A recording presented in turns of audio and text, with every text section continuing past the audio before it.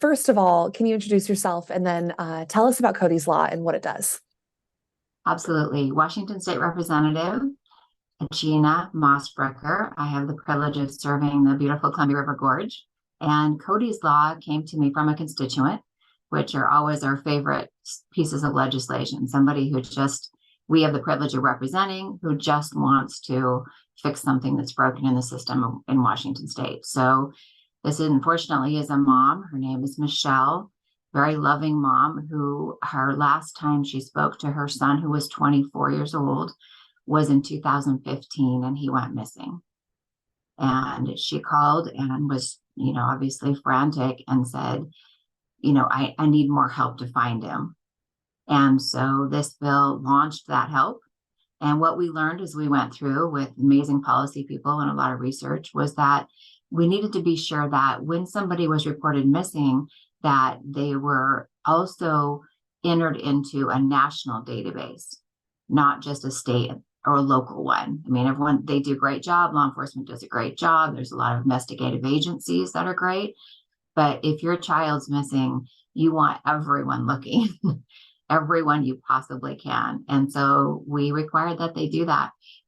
Cody's Law passed, and it's currently law. And as we go along, we learn more about missing persons, and we want to make sure that we want to stay on top of where the state could possibly fix other ways and more people can be found. And for Cody's Law to be in place, how have you seen it help other families and other cases in our state? I think it's just the amount of people who are looking, right? I mean, it's so hard to lose somebody. If you have someone in your life and they're gone, you're devastated every single day, every hour. But to not know if they're alive adds a whole nother layer of trauma. And so I think what this does is it lets people know that there's more people looking, there's more chances to find them. And people travel, right? We're transitory by nature, and people we found from Washington State, in Florida, and across the United States. So we want them looking for our loved ones as well.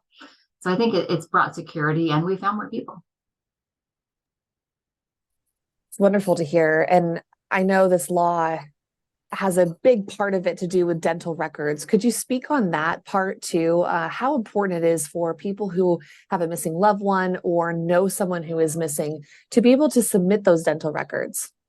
Right, absolutely. I think what is really important is that, as we know, when the soft tissue disintegrates, you have the skeleton and you have the dental left that are very strong for evidence. And so making sure that those are submitted. Cody's Law asks that we get permission, first of all, from the family.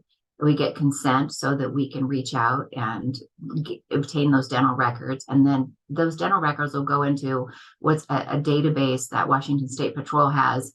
And what that does is it searches all dental records in our area to see if there's a match.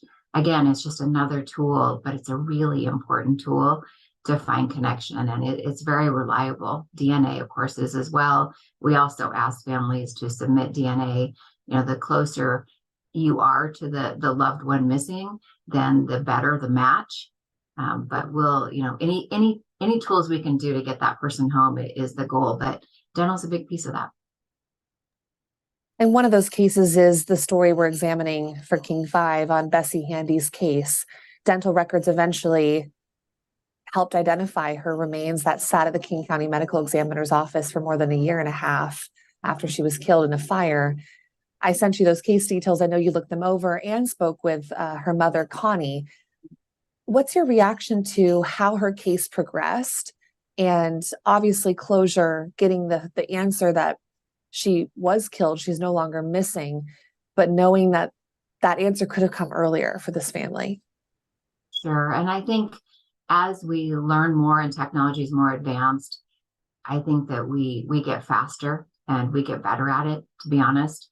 And so she's devastated, obviously, with the loss of her daughter. And then also the fact that they were missing, she was missing as the mom was putting up posters, right? I mean, a year later, you're putting up posters searching, and it was 2 years prior to that when it potentially could have been identified. So obviously devastated. And I think this is unfortunately the way that we know where the system's broken. And we have to find ways immediately by doing a lot of research and talking to a lot of people and making sure that we fix it. So we're going to do whatever we can to make sure that that's fast tracked and that people understand how important it is and what the first steps are when your loved one goes missing.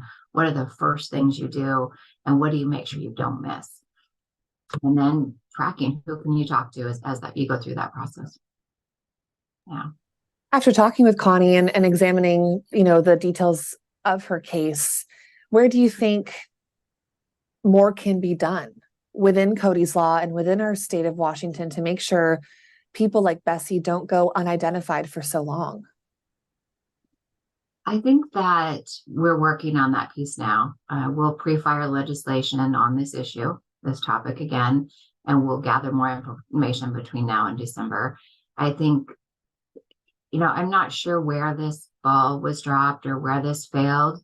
I do know that it has devastating consequences and that we can do better, right? We can figure out where the system would have been a better system for the state and for loved ones. So I think, Connie, she understands the process and she understands the devastation that it's caused, but I think she wants to fix it, right? She wants to help. And this is a common thing that happens in missing murdered Indigenous persons.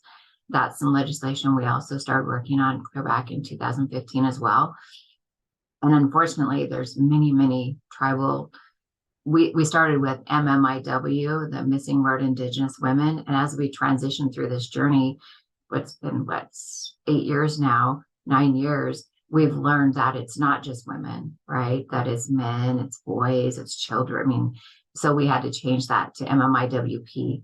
But I think as these cases, if you have people who are strong enough and who are able to tell the story, that's where the broken pieces come together, right? And we figure out, okay, we may need to, be sure that there's a certain time period that isn't broken, that those dental records are uploaded. If someone's never gone to the dentist, how do we address that? We may have to look at that, see if there's another way to do that.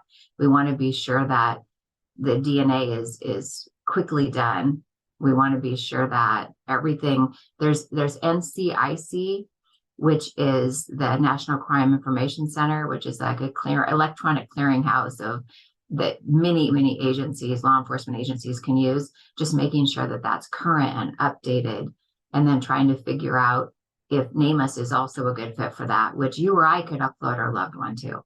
We could sit down immediately and put them in, which in Lucian's bill that we just passed this last session, it's going to be provided in the toolbox that if your child goes missing, you can electronically pull up an app or a website, or we can hand you a piece of paper, whatever you prefer, to say, make sure this checklist of 20 things are done.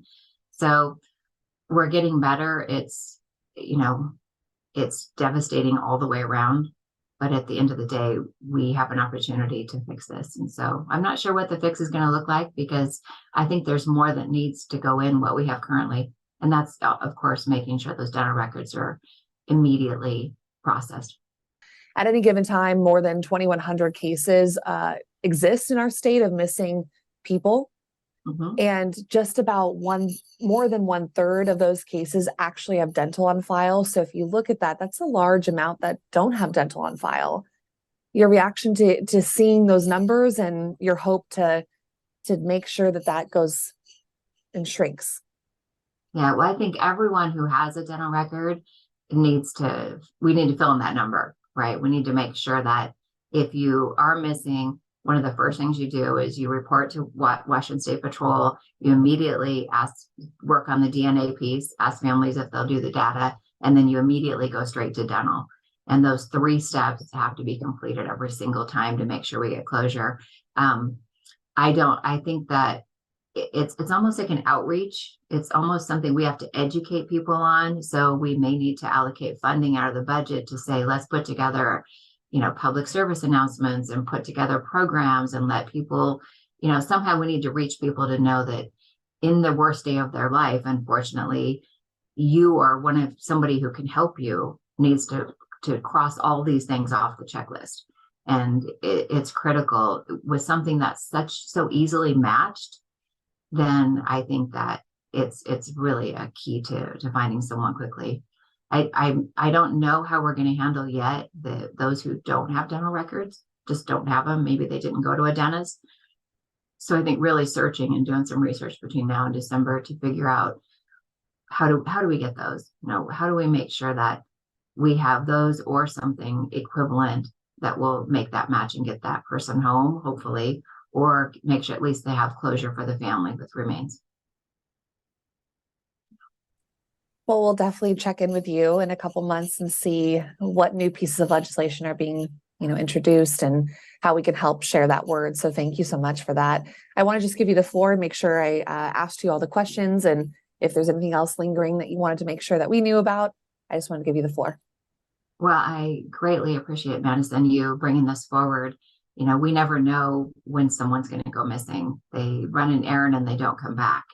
And so just really, I guess the best advice is cherish every minute we have with our loved ones because we don't know, right? So I think the biggest thing that bothers me is, well, there's many things on missing persons and we're getting better every day, is that the amount of unidentified bodies. So I had the privilege of traveling across the country a couple of years ago, right before COVID, and the numbers were staggering of the amount of bodies that had not been identified yet. So I think that taking that number and doing everything we can to reduce that, whether it's NAMUS or NCIC or whether it's more dental record education or making sure dentists let people know when you get your teeth cleaned, get consent then maybe to give to the family, because by the time time is so important when someone's missing. Every single minute counts. And so to have to go through a process that we could do before, is really critical. As a mom, I would, fill out a packet that says, this is everything you need to do if my child's ever missing. And I think most all family members would, but we want to close those gaps. So what will happen is this will be a close the gaps bill, figure out what we're missing, and talk to many, many people who are strong enough and brave enough to tell us their story. And we'll fix those broken spokes, just like we do in lots of policy. Just really grateful that you're telling the story, because unfortunately, like you said, there's so many people, too many people that are missing, and we have to do everything we can to find them. So we'll keep working on it. Thank you so much for your time today. I really appreciate Of it. course.